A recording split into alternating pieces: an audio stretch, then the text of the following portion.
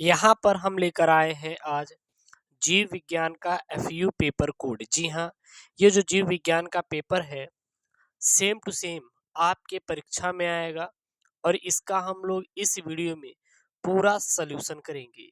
ये वीडियो बहुत इंपॉर्टेंट होने वाला है, सो आप लोग वीडियो को पूरा का पूरा देखिएगा। अब आपके लिए हम डिजिटल पैनल पर भी पढ़ा रहे हैं और बोर्ड की कॉपी पर भी पढ़ा रहे हैं। आपका मैं चैप्टर वाइज इंपॉर्टेंट क्वेश्चन भी करवा दूंगा, हर एक वो टॉपिक करवा दूंगा जो आपके बोर्ड परीक्षा में आएगा और पूछा जाएगा। आप बिल्कुल भी चिंता मत करिएगा क्योंकि हम आपके साथ हैं। देखिए, जो कक्षा 12 जीव विज्ञान का पेपर कोड है 348 FU 70 नंबर का पेपर, 3 घंटे 15 मिनट का आपको क्या मिलेगा, टाइम मिलेगा। और ये 3 घंटे 15 मिनट में आपको क्या करना है, पूरा पूरा पेपर को क्या करना है, सॉल्व करना है। सबसे पहले आपके सामने क्या रहेगा, बहुविकल्पीय प्रश्न आपके सामने रहेगा। यहाँ पर है सही विकल्प चुनकर अपनी उत्तर पुस्तिका में इसका आपको आंसर लिखना रहेगा।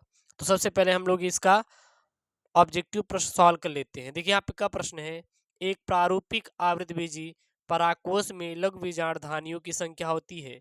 जो एक प्रारूपिक आवृतबीजी परागकोश होता है उसमें लघु बीजाणुधानियों की संख्या कितनी होती है, तो हमेशा और हमेशा 4 होती। कितनी होती है, 4 होती है। अगला प्रश्न है, स्त्री में अंतरोपण के समय जो भ्रूण होता है वो किस अवस्था में पाया जाता है, मुरुला अवस्था, ब्लास्टुला अवस्था, गैस्टुला अवस्था या फिर न्यूरुला। तो जो स्त्री होती है अंतरोपण के समय जो भ्रूण होता है वो सदैव व सदैव ब्लास्टुला अवस्था में होती। किस में होती है, ब्लास्टुला अवस्था में होती है। तालाब के पानी में जैव निम्नीकरण से जुड़े सूक्ष्म जीव किस गैस का उपयोग करते हैं, तो यह प्रायः और प्रायः ऑक्सीजन गैस का उपयोग करते हैं। किसका करते हैं, ऑक्सीजन गैस का उपयोग करते हैं।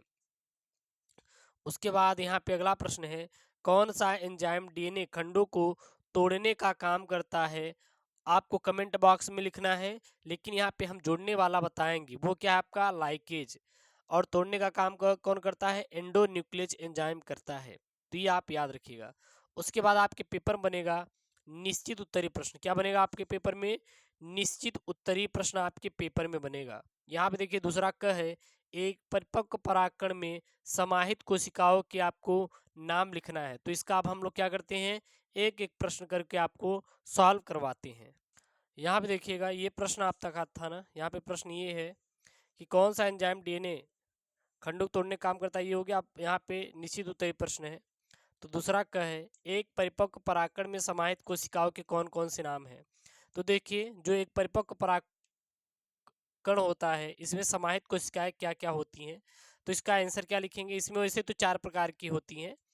कौन कौन सी, एपी डिडाइमिस वाह त्वचा, एंडोथीसियम और मिसोडिडाइमिस जिसको हम लोग मध्य परत बोलते हैं, और टेपिटम, ये 4 होते हैं। अगर आपको कुछ लिखना है तो यहाँ पे लिख सकते हैं कि एक परिपक्व प्रारूपिक लघु बीजाणुधानी बाह्य रूप से रेखा में लगभग गोलाई में प्रकट होती है और यह सामान्यतः 4 भित्ति परतों से आवृत होती है, मतलब घिरी रहती है। तो ये 4 परतें हैं। उपरोक्त 3 परतें जो परागकण संरक्षण में यानी कि परागकण को क्या करती हैं, सुरक्षित करती हैं एवं प्रस्फुटन की कमी, प्रस्फुटन का कार्य करती हैं। जबकि टेपिटम विकासशील परागकणों को क्या प्रदान करता है, पोषण प्रदान करता है। उसके बाद यहाँ पे ख वाला प्रश्न है, किसी एक क्लोनिंग संवाहक का नाम लिखिए जिसमें बिना गुणसूत्री नियंत्रण के स्वतंत्र रूप से जीवाणु कोशिकाओं के अंदर प्रतिकृति करने की क्या होती है, क्षमता होती है।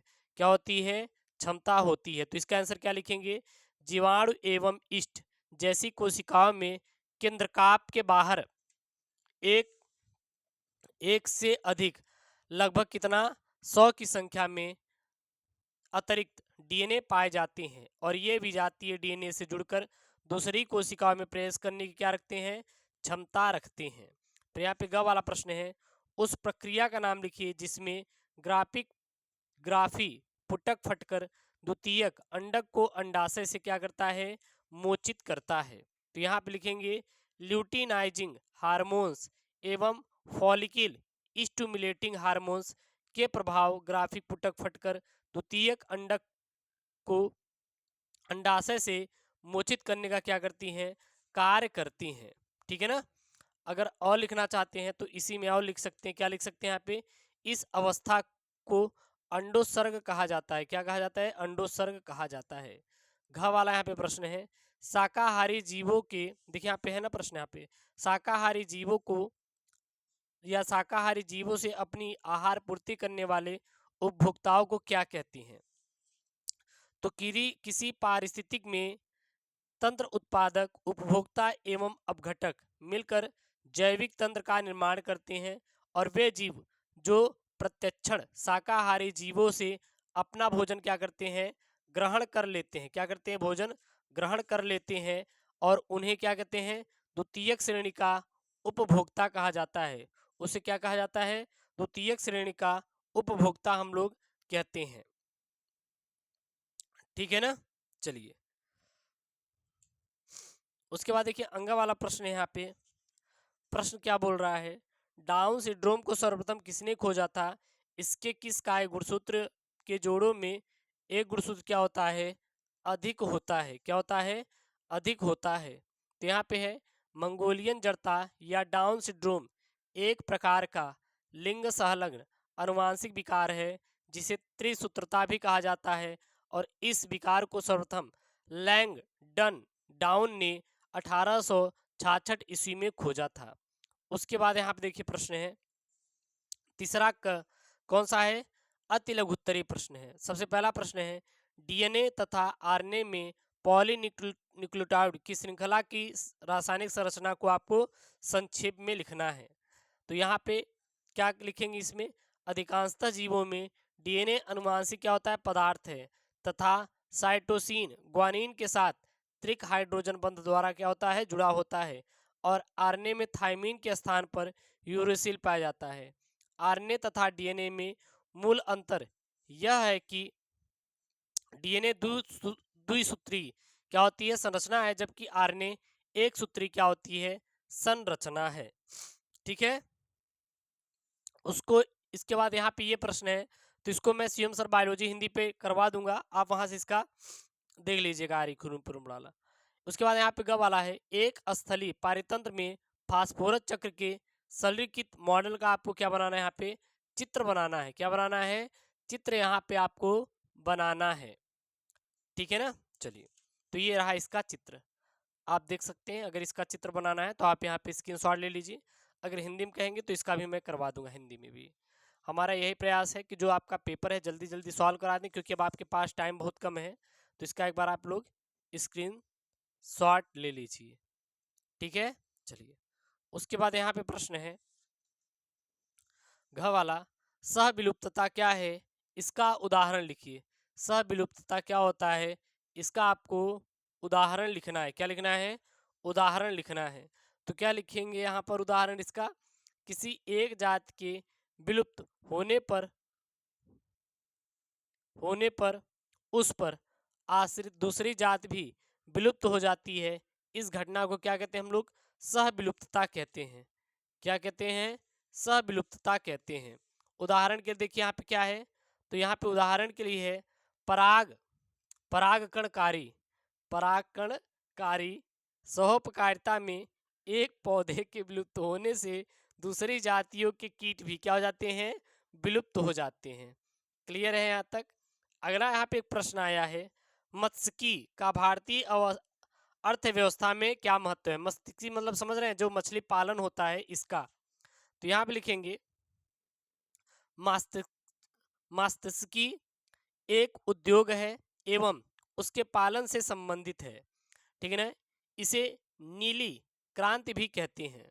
वर्ष 2011 में कृषि आंकड़ों के अनुसार भारत की लगभग 61.5% जनसंख्या मत्स्य पालन यानी कि जो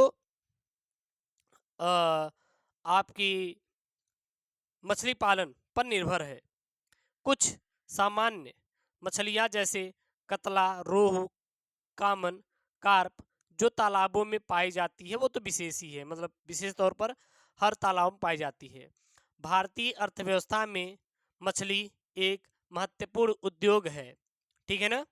एवं भोजन के लिए क्या है, यह निर्भर है, तथा महासागरीय संसाधनों का सतत उपयोग आर्थिक वृद्धि के लिए हम लोग करते हैं, ताकि आय के स्रोत भी क्या किए जाएं, विकसित किए जा सके।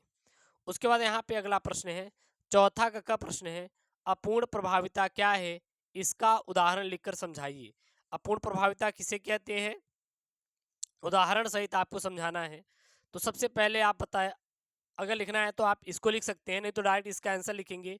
अपूर्ण प्रभाविता का नियम किसे कहते हैं, अपूर्ण प्रभाविता, ठीक है ना।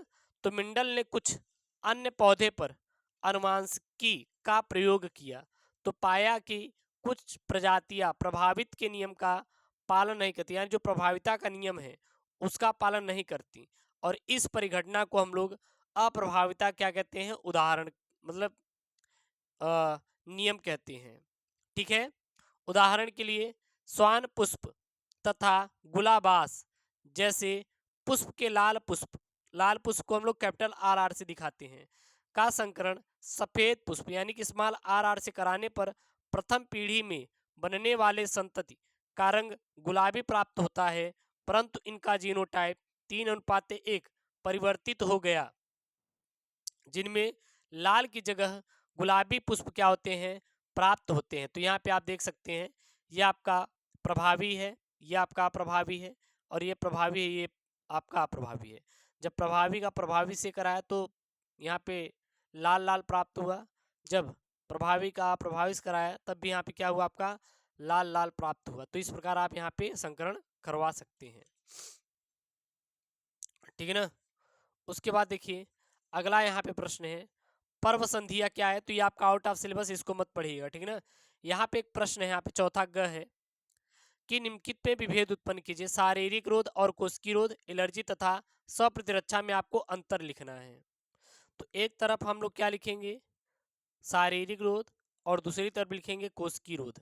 तो शारीरिक रोध क्या होता है, ये शरीर के बाह्य अंग होते हैं जो शरीर में रोगाणुओं को घुसने से क्या करते हैं, रोकते हैं। और कोशिकीय रोध, विभिन्न कोशिकाएं शरीर में प्रतिरक्षा तंत्र का निर्माण करती हैं जो रोगाणुओं के प्रति प्रतिरोधकता का क्या करती हैं, विकास करती हैं। दूसरे अंतर में क्या लिख सकते हैं, शरीर के विभिन्न भाग जैसे श्वसन, जठरांत्र एवं जनन को बढ़ाने वाली या ढकने वाली एपिथेलियम की श्लेष्मा झिल्लियां शारीरिक रोध का क्या करती है, कार्य करती हैं।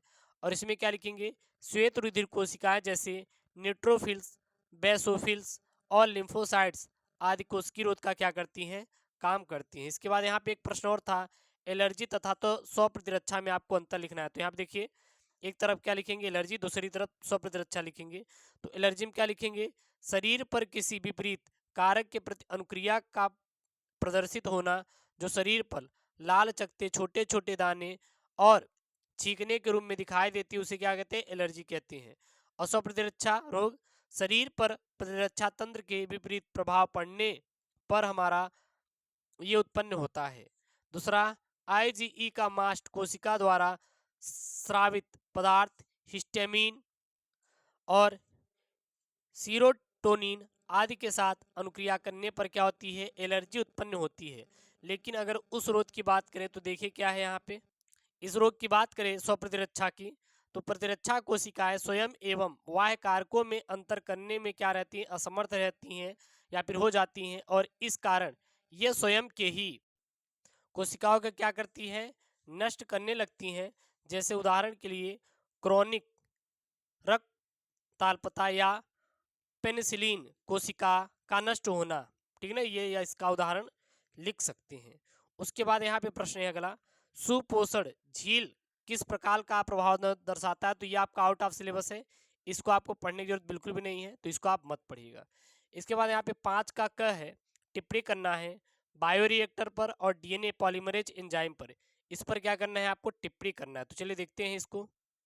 सबसे पहले हम लोग बायोरिएक्टर के बारे में जानते हैं, होता क्या है बायोरिएक्टर, तो कम आयतन संवर्धन से उत्पाद की पर्याप्त मात्रा का उत्पादन नहीं हो सकता है, जैसे एंजाइमों, वेस्ट आदि में परिवर्तित किया जाता है, और वांछित उत्पादों के अनुकूल परिस्थितियां जैसे तापमान, पीएच, लवण, विटामिन, ऑक्सीजन आदि बायोरिएक्टर क्या करता है, उपलब्ध करवाता है। विलोडन प्रकार का बायोरिएक्टर सर्वाधिक उपयोग में लाए जाने वाला क्या है, यह बायोरिएक्टर होता है। उसके बाद बोला था डीएनए पॉलीमरेज एंजाइम क्या होता है, तो डीएनए पॉलीमरेज एंजाइम डीएनए का प्रतिलिपिकरण करने में क्या करता है, मदद करता है। और ये जीव शरीर के संपूर्ण जीनोम का क्या करता है, प्रतिलिपिकरण भी करते हैं। और एक मूल डीएनए से द्विगुणन एवं प्रतिलिपिकरण द्वारा दो डीएनए प्रतिलिपों का निर्माण करते हैं, ताकि जो जो पुत्री कोशिका है इसमें डीएनए का मूल प्रति प्राप्त की जा सके, और इस प्रकार जीवों में अनुवांशिक लक्षणों का पीढ़ी दर पीढ़ी क्या होता है, अस्थानांतरण होता है। ठीक है। उसके बाद यहाँ पर एक प्रश्न आया है, प्राथमिक मांसभक्षी और द्वितीयक मांसभक्षी, तो ये इतना इंपॉर्टेंट नहीं है, तो इसको मैं नहीं करवा रहा हूँ, इसको आप छोड़ दीजिएगा। अगर आपको करना है तो कर सकते हैं। प्रथम संतत पीढ़ी और द्वितीय संतत पीढ़ी में आपको क्या करना है, अंतर लिखना है, तो ये मैं आपको करवा दे रहा हूँ, ये वाला क्या है, इंपॉर्टेंट है। देखिए यहाँ पे आप प्रथम पीढ़ी और द्वितीय पीढ़ी में अंतर लिखने के लिए सबसे सिंपल तरीका क्या है, लिखेंगे इसमें प्रथम पीढ़ी संतत क्या होती है, मेंडल ने एक जोड़ी अलग अलग लक्षणों वाले पौधों के मध्य संकरण कराया एवं इससे प्राप्त संततियों को प्रथम पीढ़ी की संतति कहा जाता है। ये क्या आपके जनक है, जनक मतलब ये आपका कैपिटल टी, ये स्मॉल टी, ये जनक है। जब इसके संकरण कराते हैं तो ये क्या प्राप्त होता है, प्रथम पीढ़ी। जब प्रथम पीढ़ी का आपस में संयुग्मन कराते हैं तो क्या प्राप्त होती है, द्वितीय पीढ़ी प्राप्त होती। बस यही क्या है आपका प्रथम पीढ़ी और द्वितीय पीढ़ी का क्या है, उदाहरण है। अगर स्क्रीनशॉट लेना है तो आप स्क्रीनशॉट ले सकते हैं। उसके बाद अगला यहाँ पे प्रश्न है, क्या बोल रहा है, 5 का ग, मधुमक्खी में लिंग निर्धारण को समझाइए, कि मधुमक्खी में लिंग निर्धारण किस प्रकार से होता है, इसको समझाना है। तो मधुमक्खियों में लिंग निर्धारण मधुपड्रोन द्वारा प्राप्त क्रोमोसोम की समुच्चय संख्या पर आधारित है, तथा नर में समसूत्री विभाजन द्वारा शुक्राणु का निर्माण होता है। और यह विधि मधुमक्खियों के अतिरिक्त ततैया, चींटियां, दीमक आदि में भी क्या पाई जाती है। ठीक है ना। उसके बाद यहाँ पे अगला प्रश्न है कि चिकित्सा में जैव प्रौद्योगिकी का क्या उपयोग है। चिकित्सा में जैव प्रौद्योगिकी के उपयोग के बारे में वर्णन करना है।